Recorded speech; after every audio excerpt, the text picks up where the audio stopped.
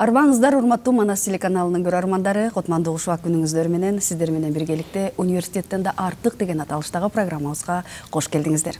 Урматтуу биздин замандаштарыбыз, урматтуу мекендештер, сиздер менен чогуу бүгүн биздин студиябызда өтө кадырлуу мейманыбыз бар. Жана Кыргыз-Түрк Манас университети белгилүү болгондой, так ушул дүйнөдөгү эң мыкты миңдик университеттердин катарына кирсе, азыркы ушул жаңы жылдын башталышы менен Азия чөлкөмүндөгү эң мыкты 10 университеттерин ал эми белгилүү болгондой, Кыргызстанда эң мыкты университеттеринде сап башында турарын жалпыбыз жакшы билебиз. Жана бүгүн биздин студиябызда так ушул биздин университетибизде болуп жаткан жаңылануулар, өзгөрүүлөр тууралуу кечиресиздер. Кыргыз-Түрк Манас университетинин биринчи проректору, доцент Алмаз Ибраев агайыбыз бүгүн биздин студиябызда. Саламатсызбы агай? Кош келдиңиз. Агай, алгач ушул Кыргыз-Түрк Манас университети белгилүү болгондой эң мыкты университеттердин катарын толуктап келе жатат. Жана менин оюмча бул өтө чоң бир жоопкерчилик болуш керек. Кандай жаңылануулар болуп жатат? Дагы эмнелер, кандай жаңылыктарыңыздар бар бизди сүйүнтүүчү? Сөз сизде. Рахмат. Биринчиден эфирге чакырып, тез эфирге чыгууга мүмкүнчүлүк бергениңиздер үчүн ыраазычылык билдирем. Эң биринчиден уболуу дегендей бардык ушу көрөрмандарыбызды мына кирип келген айлардын султаны болгон берекелүү, куттуу Рамазан айы менен куттуктап кетким келет. Себеби дегенде ушул бизде, мен билишимче, ушу Кыргызстанда бизде азыр орозо туткандардын саны көбөйдү. Бул жакшылыктын айы болсун, тынчтыктын айы болсун демекчимин да. Айтканыңыз келсин. Рахмат. Университетибизге келе турган болсок, бул мен дагы ушул университетке иштегениме уже 1 жыл болуп калды. Биринчиден ушундай бир эле Кыргызстанда эмес, Орто Азияда, дүйнө деңгээлинде десек, ушундай бир атактуу университетте иштеп калганыма, иштеп жатканыма абдан сыймыктанам. Анан өзүмдүн ушуга чейин ушу тажрыйбамды, топтогон ушу билимди ушу университетке тартуулаганга аракет кылып келе жатам. Буга чейин мен да ушул ректор болуп иштегем, министрликте иштегем, башка ушул эл аралык долбоорлордо иштегем. Ошол жакта көргөн, билгенимди бардыгы тең бүгүнкү күндө өзүмдүн күнүмдүк ишимде пайдаланууга аракет кылып келе жатам. Албетте буга чейин деле Манас университети көп жетишкендиктерге жетти. Бирок бүгүнкү күндө мына өзүңүздөр билгендей, баарыбызга ушу маалым болгондой, азыр дүйнө тез ылдамдыкта өзгөрүп келе жатат. Күнүгө бир жаңылык, күнүгө бир ошо IT тармагында болобу, башка тармагында, экономика тармагында болобу, дипломатия тармагында болобу, саясат тармагында болобу, күнүгө бир жаңылык жана күнүгө бир жаңы жетишкендик көрүп жатабыз десем, ошо жаңылышпайбыз да. Ошон үчүн ушул университеттердин алдында болуу, университеттердин лидери болуш үчүн бул чоң бир жоопкерчилик. Себеби дегенде ошол замандын талабына жооп берип, ошол заманбап университет болуп туруу ошончолук чоң аракетти талап кылат. Ошондуктан биз дагы бүгүнкү күндө ошол болгон дүйнө жүзүндө кайсы жаңылануу процесстери болуп атат, кайсы инновация болуп атат, технология жаатында болобу, мейли ошол жасалма интеллект жаатында болобу, бардыгын ушул университетибизде ошол пайдаланганды жана колдонгонго аракет кылып келе жатабыз. Өзгөчө университет дегенде кандай түшүнсөк болот? Балким ошо көбүнчөлөргө ошо суроо болушу мүмкүн да. Өзгөчө университет же болбосо университеттен бир мындайча айтканда бир саптагы кадимки биз баягы көнүп калган классикалык форматтагы университеттен артык деген. Аны кандай ошо түшүнсөк болот да.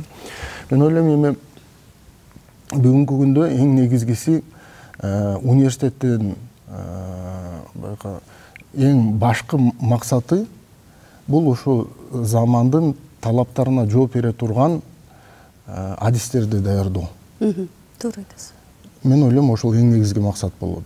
Андан тышкары албетте ар бир университеттин алдында көптөгөн максаттары бар, көптөгөн ошол өзүлөрү жүргүзүп жаткан ишмердүүлүгү бар. Бирок эң негизги максат ошо замандын талабына жооп бере турган адистерди даярдоо. Кандай болуп атат? Бүгүнкү күндө мына университеттерге коюлган талап дүйнө жүзүндөгү деңгээлде карай турган болсок, жана ошондой эле биздин Кыргыз Республикасынын билим жана илим министрлигинен да коюлган талап бардык жактан жөндөмдүү даяр адистерди даярдап берүү же чыгарып берүү. Азыр университеттердин астында коюлган ошо конкуренция, бүгүнкү күндө конкуренция аябай чоң.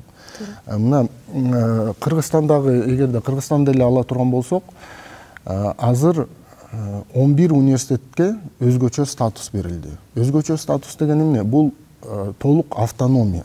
Академиялык автономия жана ошондой эле финансалык автономия. Себеби дегенде бул бир университет бир гана ушул жанагы илимий же болбосо билим берүү ишмердүүлүгү менен алектенбейт да. Бирок ошону дагы жакшы камсыздоо үчүн сөзсүз түрдө анын финансалык да ишмердүүлүгү бар. Ошондо материалдык жактан инфраструктурасы дагы ошого жооп бере турган болуш керек. Демек, ошол эки багытта тең иш алып барыш керек.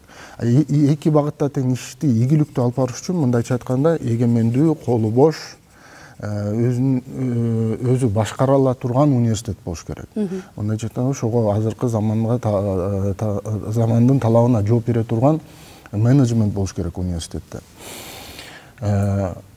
Андан максат эми ошол университетти бүтүрүүчүлөр бүтүргөндөн кийин, колуна диплом алгандан кийин дароо бир жумушка орношуп, ошол жумушта ийгиликтүү иштеп кетүүсү ошол бир чоң көрсөткүч болот да университет үчүн. Анткени эмнеге буга баса белгилеп атам? Себеби дегенде буга чейин ошо жанагы биз айтып аткан классикалык университет, себеби дегенде мен түшүндүрүп кетейин деп атам да, классикалык университет менен ошо университеттин бүгүнкү мындайча айтканда нео деп койсокко же болбосо жаңы университеттин форматы кандай болуш керек? Жаңы университетте ошо бүтүрүүчүлөр дароо бир жумуш менен камсыз болуш керек. Анан ошол жумушта ийгиликтүү иштеп кете ала тургандай болуш керек. Себеби дегенде мурдагы классикалык деп коелу форматта биз көнүп калган форматтагы университеттерде болсо бүтүргөндөн кийин кайра мындайча айтканда даярдоо бир курсуна өтүү же болбосо 1-2 жыл стажировка өтүү дегенде кээ бир учурларда ошо стажировка өтүү же болбосо кайра дароо курстарды окуй турган болсо албетте айлык албайт. Бул деген ошол убакыттын жоготуу болуп атат. Бүгүнкү күндө ар бир күнүбүз саналуу болуп атат. Ар бир күнүбүз саналуу, убакыт мындайча айтканда убакытты текке кетиргенге бизде мүмкүнчүлүгүбүз жок, шансыбыз да жок андай. Ошондуктан бир четтен убакытты үнөмдөө, бир четинен ошо өзүнүн тажрыйбасын арттырып эле биринчи ошо күнгө жумушка кирген биринчи күнүнөн баштап эле ошол жактан ийгилик көрсөтө башташ керек. Анан дагы экинчи көрсөтүчү ошо ийгилик деген кандай? Ошонун ошол жерде ала турган айлык маянасынын өлчөмү. Эгерде кирип эле баягы 1000 сом алып стажировка өтүп же болбосо 2000 сом алып иштеп жүрө турган болсо, бул муну ийгиликтүү деп айтууга мүмкүн эмес.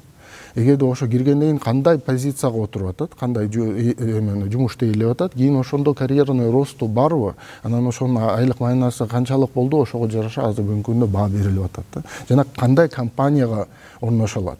Эгерде бир эл аралык компанияга орношо алабы, жана ошол жерде ошол биздин бүтүрүүчүбүздүн тактап айтканда Манас, Кыргыз-Түрк Манас университетинин бүтүрүүчүнүн позициясы ошол жакта ээлеген бизге чоң көрсөткүч болот да. Туура айтасыз. Бул жаатынан карай турган болсок, менин оюмча Кыргыз-Түрк Манас университети флагмандардын катарына кирет. Анткени биздин балдарыбыз мен билгенден 3-курстан баштап эле өзүнүн жумушун таап, ал жакта сиз айткан стажировкасын өтүп баштайт. Окууну бүткөндөн кийин кел бизге кел деп иштеп, көп жумуш орду менен камсыз болушат да, негизинен айткандачы. Албетте туура айтып жатасыз. Азыркы учурда замандын жарышында ар бир адам күнүгө өнүгүп турбаса, күнүгө жаңыланып турбаса, ал жарыштан дагы мындай катыша алганга мүмкүнчүлүгү болуш керек да. Эл аралык изилдөөлөр боюнча ошол 2030-жылдан баштап дүйнөдө миллиарддаган адамдар жумушсуз калат деп коркутуп эмес, алдын ала прогноздорду айтып жатышат. Туура айтасыз агай. Анан бул жактан дагы мен сиздин мындай жообуңуз аябай мени кызыктырып жатат. Өткөндө биз ушул бир илим пост менен ушул маектешип алганда ал айткандай да, келечекте университетте болбой калышы мүмкүн. Биз ушуга да даяр болушубуз керек.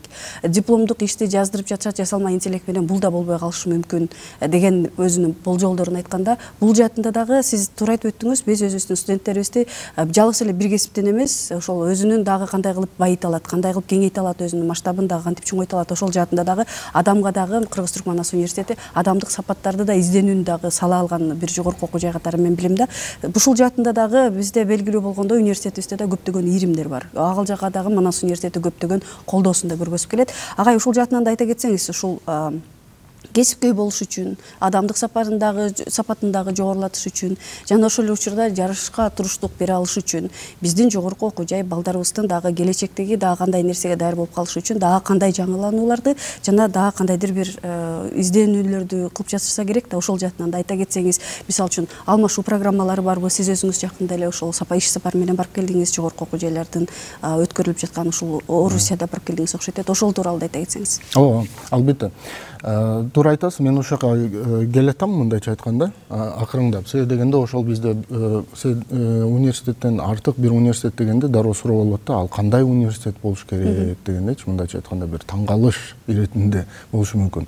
Ошого мындайча айтканда мен азыр бир база түзүп берейин деп атам, ошол киришүү элдер түшүнүш үчүн. Анан ошону биз кантип камсыздайбыз? Кандай биз ошол иш-чараларды көрүп атабыз, кандай ошонун механизмалары бар, кандай ошонун механизмдери бар, кандай ошонун жолдору бар да, ошолордун ыкмалары. Албетте ошол эл аралык келишимдерге да абдан чоң көңүл бурулат. Буга чейин айтып кеткенде, Манас университетинен Туркия мамлекетинде көптөгөн университеттер менен келишимдери бар болчу. Туркиянын тышындагы дагы, бул Орто Азиядагы Казакстан, Өзбекстан, Түркмөнстан сыяктуу. Бирок ошол эми бүгүнкү күндө мен ойлоп атам, эми бул негизи келишимдерди көп эле университеттер түзөт. Келишимдер жанакы көптөгөн санда, кээ бир университеттин жүздөгөн келишимдери бар. Кагаз үстүндө калат. Бирок ошолор кагаз үстүндө калбас үчүн ошолорду мындай бир тандалма мамиле кылыш керек да. Тандалма кайсы эмеде ошо келишимди түзгөндөн кийин ошолор эми баягы өзүңүз айткандай жөн эле сөз эмес, ошону иш жүзүнө ашкырыш керек. Ал келишимдерди эмнеге түзүп атабыз? Бардыгы тең кайра эле келип туруп эле эң негизги максатыбыз биздин студентибиз, биздин бүтүрүүчүбүз, ошо студентибизге пайда тийсин деп. Ошондой эле жана студенттик мобилдүүлүк деп коет бүгүнкү күндө, ошо студенттерди алмашуу же болбосо ошол биргеликтүү илимий иш-чараларды жүргүзүү, форумдарды өткөрүү, конференцияларды өткөрүү, ошолорго биздин студенттерибиз катышса деп. Мисалы айтайын, ошо белгилеп кетейин. Биз азыркы учурда Венгриядагы алдыңкы университеттер менен келишим түздүк. Эми ошо келишимдерди албетте булар ошо алыс географиялык жактан жайгашканда, булар Европада алыс болгондуктан жана биздин буга чейинки Кыргызстан менен ошол Венгриянын ортосундагы мамилебиз мындай өтө жогорку деңгээлге болбогондуктан булар менен мамиле мындай өтө баягы ылдам жол менен кетпейт экен, бирок ошол иш жүзүнө ашып жатат. Ошол биз азыр Венгрия университети менен, мындайча айтканда, Европада жайгашкан университеттер менен келишим түзүп, биздин студенттерибиз бир гана ошо Туркияга эмес, эми Европага да барса деген максат түзүп атабыз. Мына жакын арада 6 мартта биринчи университет бизге биринчи ошол венгриялык университет биздин университетибизге келген жатат. Биз алар менен жүзмө-жүз жолугушуп, мындан ары ошо ишмердүүлүгүбүз боюнча жакшылап сүйлөшсөк болот.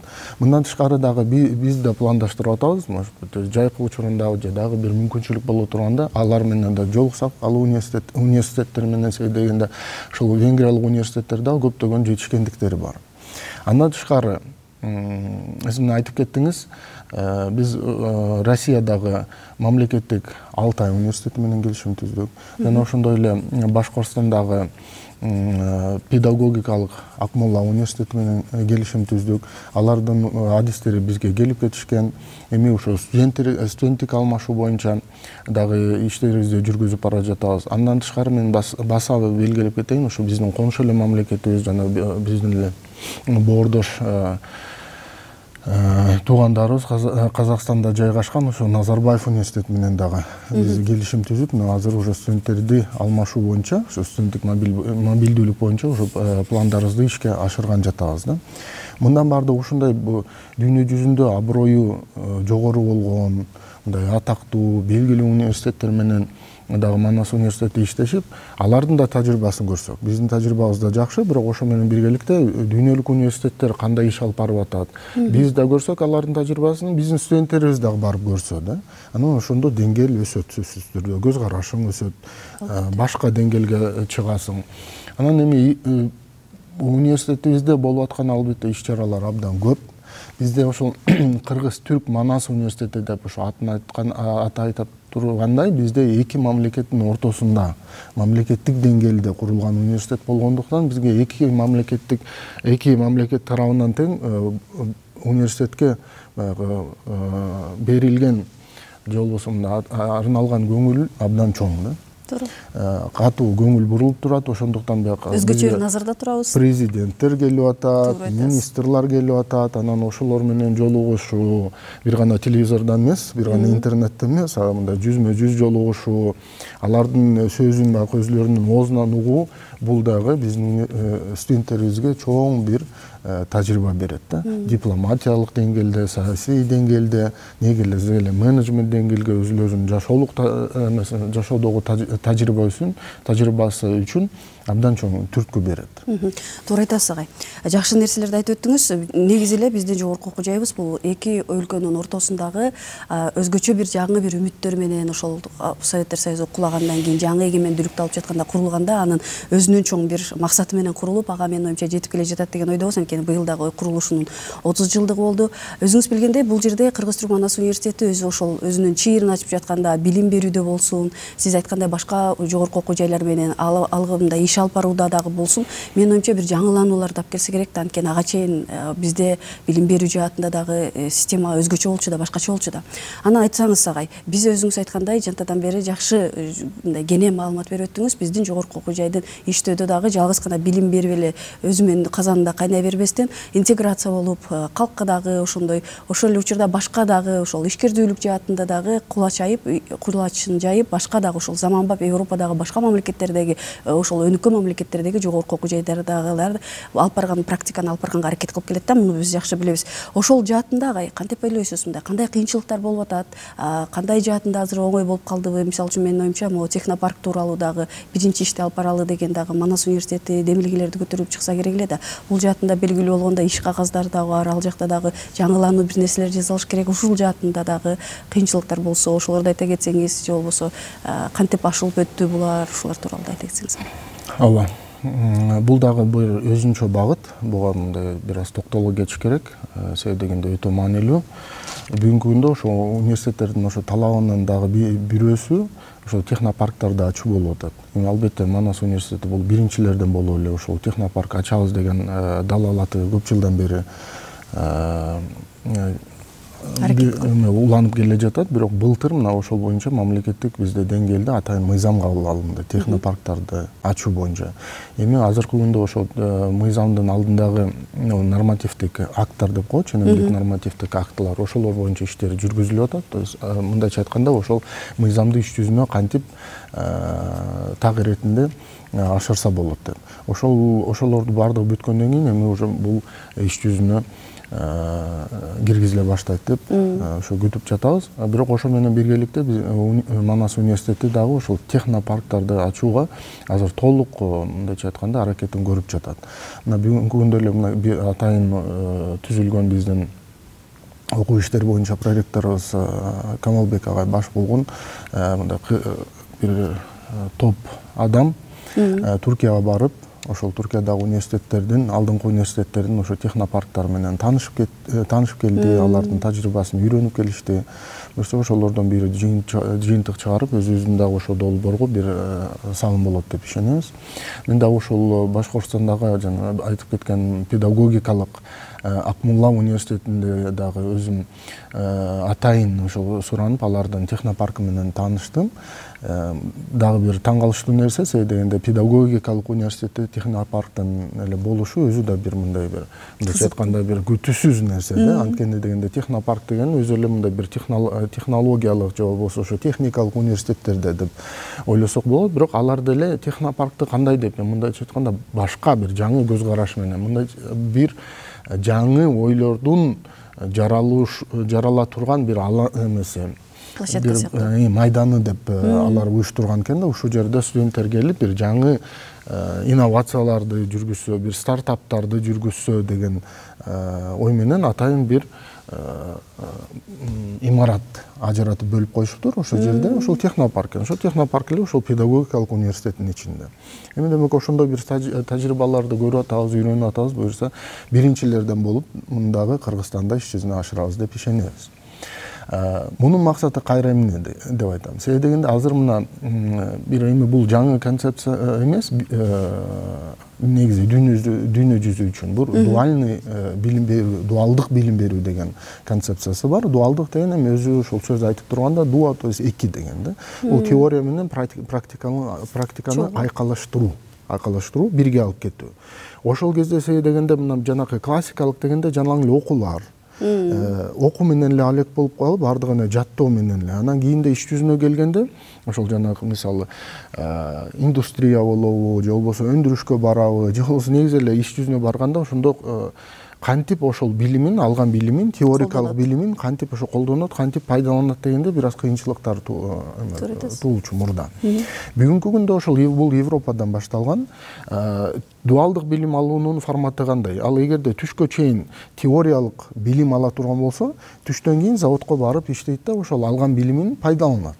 Анан эгерде ошол жерде кандайдыр иш жүзүндө, процессинде кандайдыр бир каталар боло турган болсо, же болбосо жаңылыштар, же балким бир нерсени туура эмес түшүнүп калган, же туура эмес үйрөнүп калган боло турган болсо, анан ошо процессинде каталар кетсе, ошо каталарды фиксировать этип, өзү жазып алып, анан эртеси келип кайра ошо агайлар менен ошону талкуулап, кайра тууралап, эгерде корректировка керек боло турган болсо өзүнүн алган маалыматына, кийин эртеси күнү барганда ошол ишти уже туура аткаруу. Ошентип теория менен өзүнүн практикасын айкалаштырып, окуу процессинин аягында бул даяр адис болуп чыгат. Билими да бар, практикага да. Туура айтасыз. Ошол эле учурда ошол ишинде алектенип келе жаткан нерсесинде жаңыланууну да алып кириши мүмкүн, сиз айткандай. Мүмкүн. Толук кандуу мүмкүн. Себеби дегенде азыркы идеялар көп. Негизи идеядан азыр көп нерсе жок. Мындайча айтканда, ошол идеяны иш жүзүнө ашырыш маселе ошондо болот да. Ошондуктан азыр бизнес ошондой келишимдерден улам. Мисалы дагы бир эки келишимди айтып кетейин, ушул жаатта. Биздин азыр жаңы курулган баары дагы уже угуп билип да таанып да калды болуш керек. Бүгүнкү күндө мындайча айтканда өтө популярдуу мындай тренд болуп атат. Бул Кыргыз Куршавел проекти деген долбоору. Кыргызстандан мындайча айтканда Франциядагы Куршавел кышкы эс алуу борборун куруу. Борбор эмес, бир нече борбор болуп калып атат. Себеби дегенде бул баягы 3 чокудан түзүлгөн долбоор, кышкы лыжа тебүүчү борбор. Бул проект биздин президентибиз Садыр Жапаровдун өзүнүн жеке көзөмөлүндө турат, жеке демилгеси жана ошондой эле жеке көзөмөлүнүн алдында турат да. Ошол проект аябай мындайча айтканда бир эме деп койсок болот да. Бир гана ошол атактуу эмес, биякта аябай бир дымактуу бир проект да. Себеби дегенде биз ошол Куршавелдин деңгээлинде бир проектти, долбоорду биздин Кыргызстанда ашыралы деп жатабыз да. Ошого бизде мындай табият жагынан бизге жараткан, бизге берген жаратылыш бардык шарттар бар экен ошол жерде. Бул ошол Ысык көлдө, Ак суу жана Жыргалаң райондорунда ошо Жыргалаң ошо тоолорунда уюштурулган жатат. Шарттар толук бар. Технологиялар бар. Эми суроо кимде болуп атат? Адистерде. Ким ошолорду иштете алат? Ким ошолорду иш жүзүнө ашыра алат? Ошондуктан Кыргызстанда карап көрө турган болсо, ошол биздин азыр статистикалык данныйларга караганда 40% курулуш жаатында адистиктер жетишпейт экен. Курулуш жаатында 40% адистиктер жетишпейт экен. Мына азыр бардыгына белгилүү болгондой, Кыргызстанда курулуш тармагы абдан катуу өнүгүп келе жатат. Ошого биздер адистер жетишпейт. Демек, биз адистерди даярдаш керекпиз. Бул биздин азыр Манас университети даярдап келе жаткан адистиктерди кайра бир сыйра карап чыгыш керекпиз. Бир анализ кылып. Себеби дегенде эгер мына бүгүнкү күндө биз бир албетте биз бир чоң мааракебиз бар, келе жаткан 30 жылга чыгып атабыз. Бул дагы бир кылымдын 3/1 бөлүгү, бирок ушул 30 жылда көп нерсе жаңыланды. Азыр 30 жылда эмес, 3 жылда, 1 жылда катуу жаңылануу болот. Ошондуктан жана башында сиз айтып кеткенде адистиктерибизди кайрадан карап чыгыш керекпиз. Биз замандын рыноктун талабына жооп берип атабызбы? Же кээ бир адистиктерди алмаштырыш керекпизби, балким кээ бирлерди жабыш керекпиз, жаңы адистиктерди ачыш керекпиз, биздин рынокко керекпи. Мисалы, бизде курулуш боюнча адистиктер жок. Туркия мамлекети ошо курулуш жагында да лидер. Бул эң оор, эң татаал проекттерди, бул гидроэлектростанцияларды, канча кабат эмелерди, жолдорду, көпүрөлөрдү жана развязочный деп коет, ошондо чече турган. Бизде алдында да биз чоң эмебиз бар да. Чоң кажетибиз бар Кыргызстанда. Бизге ошого эмебиз бар, кажетибиз бар дегенибизде, ошого биз адистерди даярдай турган болсок, биз дагы рыноктун талабына жооп берип калабыз да. Ошол сыяктуу эле бүгүнкү мына Кыргыз Курушайыл долбоору менен биз мамлекеттик ошол мекеме менен келишим түздүк.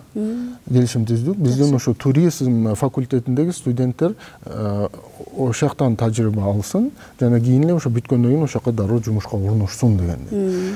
Кайра эле бул жакта Манас университетинин өзгөчөлүктөрү, биздин университетибиз бир гана ошол катардагы университеттер катары адистерди даярдабай, алар уже биздин студенттер ошо биринчи курстан баштап практика өтө баштайт. Экинчи бул жергиликтүү практика, экинчи курстан баштап Туркиядан практика өтүшөт, эл аралык практика өтүшөт. Ошо бүтөргө жакын булар уже тажрыйба топтоп калат. Дагы бир өзгөчөлүгү мындайча айтканда, булардын бир нече ошо тилге ээ болуусу.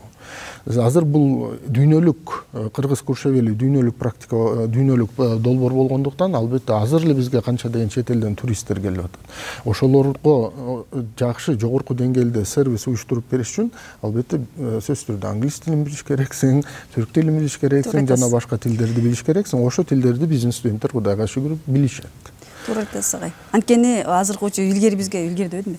Мурун биз студент кезибизде айтышчу, кыргыз жана түрк тилдерин билесиңер жакшы, орусча да бар депчи. Анан азыркы учурда биздин дагы сиз айтып өткөндөй дагы эки дагы тил болсо, анан биз ошол жарышка катыша алат болушубуз керек. Бул жатын жакшы айтып өттүңүз. Тил үйрөтүүдө дагы Кыргыз Түрк Манас университети алдыда экендигин, муну бизге ошол эл аралык атайын абройдуу ошол изилдөөчүлөрдүн айтканында биз жакшы билебиз. Агай, анан сиз өзүңүз айтып калдыңыз, ошол Кыргыз Түрк Манас университетин иштеп баштаганыма мага 1 жыл болду деп, буга чейин дагы иштегем деп, анан өзүңүздүн жеке ошол изилдөөңүз жаатында өзүңүздүн кесибиңиз тууралуу айта кетсеңиз, азыркы учурда Манас университетине келип жетекчи болгондон кийин өзүңүздүн илим изилдөө жаатыңызда калып калган жокпу, аны кантип кошо алып кетип атасыз? Кеңеш катарында айта кетсеңиз. Рахмат. Мен өзүм мындайча айтканда көп тармактуумун. Азыркы замандын талабы ошондой болуп атат. Бунун да баасы белгилеп кетейин, жана биз бир четин сиз да ошол боюнча бир мындай тие өттүңүз окшойт. Азыркы күндө кайра эле мурдагы, силер айткандай илгерки же советтерди орунда болсо, бир адистикке ээ болуп, мисалы мугалим болосуң же бухгалтер болосуң, анан өмүр бою бир 30-40 жыл иштеп ошол адис менен анан пенсияга чыгып кетесиң да. Анда деген бир мындай өтө катуу өзгөрүштөр болгон эмес. Бүгүнкү күндө боло турган болсо, бир адис менен бүтүрүп эле мындайча айтканда жамбап кетүү, мындай жөнөкөй тил менен айтканда мүмкүн эмес да. Кыйын, аябай кыйын. Себебинен да замандын баягы ой кылышы, өзгөрүлүшү, өйдө ылдый болушу жана ошондой эле замандын талаптары сени мындайча айтканда көп кырдуу болушун талап кылат. Ошондуктан биздин университетте дагы ошондой талапка жооп бере турган студенттерди даярдаганга биз аракет кылып келе жатабыз да. Мен өзүм боло турган болсом, менде да бир нече багыт. Менде ошол тил багытында дагы катуу көңүл бурам. Андан тышкары ошо башкаруучулук, то есть менеджмент менен магистратура, ошо менеджмент боюнча кандидаттык диссертациям боло турган болсо, бул социалдык тармак боюнча, бул саясат, биздин Кыргыз Республикасынын социалдык тармагындагы саясат. А эми бул азыр ошо докторантурам боло турган болсо, ушул эл аралык байланыштар боюнча. Анан бүгүнкү күндө мен ошол изилдөөлөрүмдү улантып келе жатам. Мен дагы азыр ошо бир нече макалаларымды даярдап атам, монографияларымды, мурда чыккан макалаларым бар. Анан бул жерден дагы ошол өзүмдүн ишим менен биргеликте 3-4 курстарга ошол эл аралык байланыштар боюнча, геополитика боюнча сабактарды берип келе жатам. Бул дагы менин өзүм мындайча айтканда илимий изилдөөлөрүмө бир эме болот да. Бир кошумча катары деп айтсам болот. Себеби дегенде азыр жогоруда ошол айтылгандай, сөзсүз түрдө ошол ар тармактуу болуу ошо талап кылынат да. Анан ошо тил жаатында ошо биз студенттерибиз боюнча ошо тил боюнча айтып кеттик. Биздин ошо менин жеке көз карашым, биздин бүтүрүүчү сөзсүз түрдө 4 тилди билиш керек да. Кыргыз түрк тилин билиш керек, дегенде Кыргыз Түркү Манас университетинде окуп аткандан кийин заман талабына сөзсүз түрдө англис тилин билиш керек. Анан биз бул Орто Азия жана СНГ чөлкөмүндө жашагандыктан сөзсүз түрдө орус тилин билиш керек да. Ошондо төрт тилдүү боло турган болсо сөзсүз түрдө мен ойлойм ийгиликтүү болот депчи. Анан дагы мына келишимдердин арасынан биз жакын эле арада ушул IT тармагында жана ушул жаңы гаджет, телефон дегендей белгилүү ушу компаниялар менен эң белгилүү компаниялар менен келишим түздүк. Бул ошол Apple компаниясы менен, бул ошол биздин тышкы иштер министрлиги аркылуу алар ушу бизге ортомчу, жардамчы болуп ошол Apple компаниясы менен байланышып, алар менен келишим түздүк. Азыр бүгүнкү күндө ошол Apple лабораториясы түзүлүп атат. Биздин дагы ошол университет тарабынан каржыланып, биздин студенттерибиз ошол Apple компаниясынан түз тренингтерди алууга мүмкүнчүлүк болот. Экинчи жана ошол жерде бул лаборатория ошонун ичинде толугу менен жалаң Apple оборудованиясы менен мындайча айтканда камсыздалган болот да, жабдыкталган болот. Көчө күнү эле мындайча айтканда биз дагы бир ошол IT тармагында белгилүү компания, бул Hewlett Packard компаниясы менен дагы келишим түзүп, көчөнү бизде ВКС видеоконференция болуп, жолугушуу мен да өзүм катыштым ошол жерде. Алар дагы ошол биздин студенттерибизге атайын эме тренингтерди өтүп берүүгө ошол даярдыгын билдиришти. 8 блок бар экен. Ошол тренингтерде аларда ошол жасалма интеллект, албетте, IT технологиялар, себеби дегенде алар бул боюнча эмелер, пионер, лидерлер дүйнө жүзүндө. Андан тышкары ошо проект менеджмент боюнча, коммуникация боюнча абдан бир пайдалуу эмелер бар экен, тренингтер бар экен. Анан өзгөчөлүгү Hewlett Packard бул эми америкалык компания. Америкалык ошол сертификаттарды ала алышат биздин студенттерибиз. Алардын ошо диплом менен биргеликте эгерде ушундай атактуу компаниянын сертификаты боло турган болсо, кийин алардын жумуш орун таап кетүүгө, жумуш орношууга, жумушка орношууга илимин изилдөө жаатында пайдасы, жеңилдиктерди берет. Туура айтасыз агай. Жакшы айтып өттүңүз. Анан сиз да өзүңүз дагы сөзүңүздө айтып бердиңизби, ошол Кыргыз Түркү Манас университети 30 жыл дагы болуп коюптур депчи. Анан бул дагы чоң бир мындай убакыт деп айтып өттүңүз. Анан сиз өзүңүз ушул университетте азыр жетекчилиги болуп жүрөсүз. Анан алдыда дагы 30 жылдан кийин кандай элестетесиз, каяка чейин барат деп ойлойсуз? Негизи эле билим берүү дүйнөдө кандай болот? Анын ичинде Кыргызстанда жана Манас университетинде сиз өзүңүздүн бул илим катары пикириңиз, оюңуз кандай? Формат, ошо университеттердин форматы же болбосо негизи билим берүү эмелери форматы ошо келечекте, бул жакын келечек дегенде жакын 20 жылда. То есть бул где-то бир 2050 жылдарга жакын, 20-25 жыл болуп калат экен, туура 25 жыл болуп калат экен. Менимче бул кескин түрдө өзгөрөт. Бул бизде жанагы классикалык түшүнүктөр, балким даже мектеп форматы дагы университет форматы өзгөрөт болуш керек. Себеби дегенде мына азыркы ушул жасалма интеллекттин чыгышы менен биздин көп калыптанып калган түшүнүктөрүбүз мындайча айтканда жокко учураган болуп атат да, кээ бирөөлөрүбүзчү. Кыйрап атат мындайча айтканда, кыйрап атат. Биз ошол менен мындайча айтканда карама-каршылыкка чыгып атабыз. Анан биз ошолорго жооп бере албай турган болсок, анда биз артта калып калабыз да. Анан эми жалпысынан алганда, Манас университети мындан ары дагы себебинде бул чоң, биз айтып кетпедикпи, эки мамлекеттин жагынан дагы чоң колдоо болгондуктан өнүгө берет деп ишенем. Себеби дегенде кайсы жагынан айталы? Мисалы, инфраструктура жагынан эгерде Түркия мамлекети колдоо көрсөтө турган болсо, ошол эле бул жайгашкан биздин ошо кампусубуз жайгашкан жер жагынан биздин Кыргыз мамлекетинин тарабынан колдоо болгон да. Ошондуктан ошо биргелишип, бир синтезде мындайча айтканда эки мамлекеттин кызматташуусунун ортосунда бир ушундай чоң бир кампус пайда болуп атат да. Ошондуктан биздин ошол кампустук системада иштеген жападан жалгыз университет негизи Кыргызстандачы. Себеби дегенде башка университеттердин бардыгынын кампустары ар кайсы жерде мындай чар жайгашкан да. Анан ушул ушундай шарттарды түзүп бериш үчүн ушул эки мамлекет аракет кылып атат да. Бул жеке бир университет эмес, мисалы бир адамга таандык же болбосо бир эле бир мекемеге таандык эмес, бул мамлекеттер аркасында турган университет болгондуктан мен ойлойм сөзсүз түрдө өнүгөт. Бирок суроо эмнеде болуп атат? Ошол замандын талабына жооп берүү. Ошонун мындайча айтканда тамырды кармап туруш керек. Дайыма колуңду ошол замандын тамырынан албаш керексиң да. Ошо менен биргеликте өнүгүп, ошол замандын талабына жооп берип, ошого керектүү адистерди даярдап берип тура турган болсоң, анда албетте заман менен биргеликте жүрөсүң да. Өнүгөсүң, артта калбайсың. Туура айтып өттүңүз, жакшы маалыматтарды бердиңиз агай, чоң рахмат. Анан ошол убактыбыз дагы аягына келип келе жаткан экен. Айта кетсеңиз, ушул жаштарга бизди көрүп жаткан, эне аталарга кандай кеңеш берет элеңиз? Негизи эле жакшы адистигин табыш үчүн же болбосо тандаш үчүн, негизи эле ошол аталык, агалык, байкелик кандай кеңештериңизди берет элеңиз? Ооба.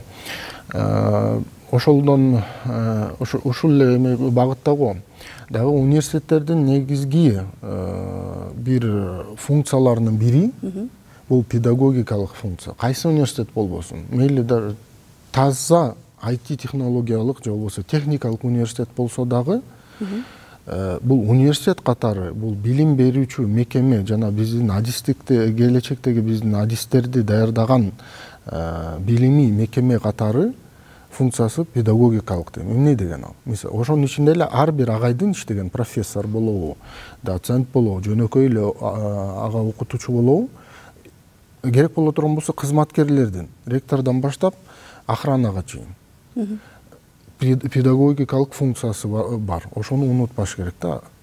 Ошону көргөн студент анан ошол жактан тарбия алат. Педагогикадан тарбия, ал жөн эле билим берүү эмес.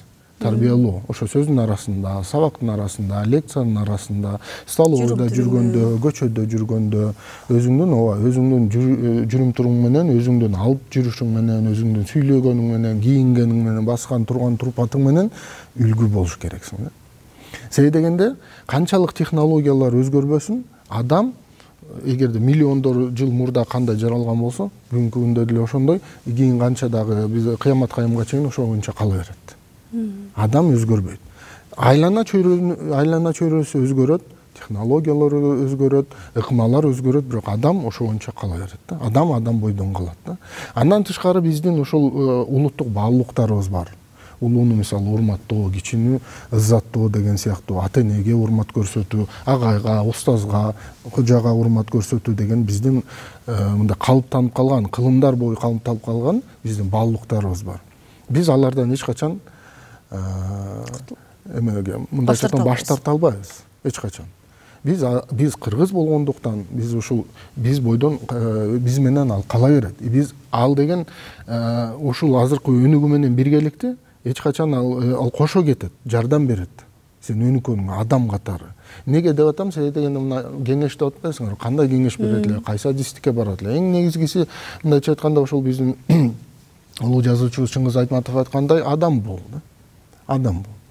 Эгерде ошондой жогорку сенин адамдык, инсандык сапаттарың боло турган болсо, анда кайсы заманда болбосун, кайсы адистиктер болбосун иштеп кетесиң.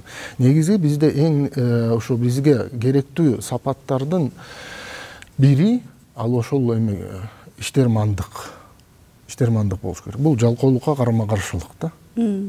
Жалкоо болбош керек, аракетчил, иштерман болуш керек. Изденүүчү болуш керек. Анда любой ситуацияда мындайча айтканда чыгып кетесиң. Кайсы шартта болбосун, мейли сенде сөзсүз түрдө эле ошо бай үй-бүлөдөн болуп, анан жакшы университетте контрактка төлөө мүмкүнчүлүгү болуп, анан жакшы дүйнө жүзүндөгү эң атактуу университетке, Америкага барып окуу эмес. Кайсы университетте болбосун, кайсы жакта билим албасын, эгерде сен адам жана жогорку сапаттарга ээ боло турган болсоң, анда сен өзүңдү жолуңду таап кетесиң жана жашооңдо да ийгиликтүү болосуң да.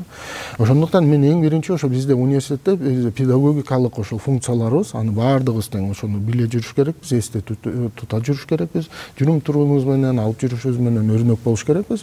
Жана ошондой эле мен бүгүнкү күндө айтам, мына бизде коомубузда чоң көйгөйлөр күндө жаралып атат. Тигини өлтүрүп атат, буну сагып атат, бул асылып калып атат, суицид болуп атат. Ошолордун баардыгы ата-энелерге кандай кеңеш берет элем? Балдар менен иштеш керек. Балдарыңарды тарбиялагыла, урматтуу ата-энелер демекмин да. баягы балдар менен сүйлөшкүлө, отургула, тарбиялагыла. Азыр эми баягы 90-жылдардагыдай башаламан заман жок. Азыр барды отурукташып калды. Кудайга шүгүр, Кыргызстандагы экономикалык деңгээл дагы жакшы. Бардыгына баягы телегей тегиз эмес албетте. Бирок жалпысынан алганда жакшы.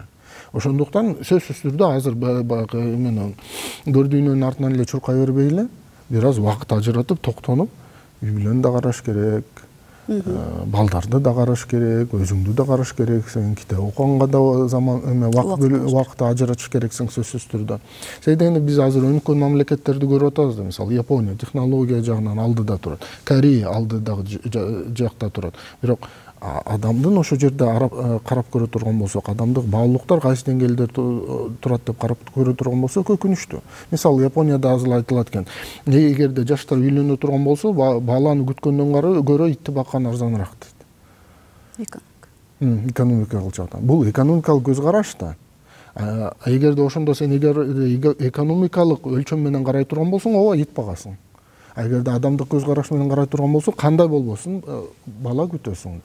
Өзүңдүн тукумуңду улантасың. Инвестиция адамга болуш керек. Эң негизги инвестиция эң биринчиден адамга болуш керек. Чоң рахмат агай, философиялык дагы, техникалык дагы сонун маалыматтарды бердиңиз агай. Бүгүн биздин студиябызга келип маек куруп бергениңизге да чоң рахмат. Сизге дагы ийгиликтерди каалайбыз. Мен оюмча бирге чогуу өнүгүүлөр көп болуш керек деген ишеничтебиз. Урматтуу мекендештер, сиздер менен бирге университеттен да артык деген программага ортоктош болдуңуздар. Бүгүн биздин студиябыздын мейманы Кыргыз-Түрк-Манас университетинин биринчи проректору, доцент Алмаз Ибраев агайыбыз болду. Агай, сизге чоң рахмат. Каалайбыз.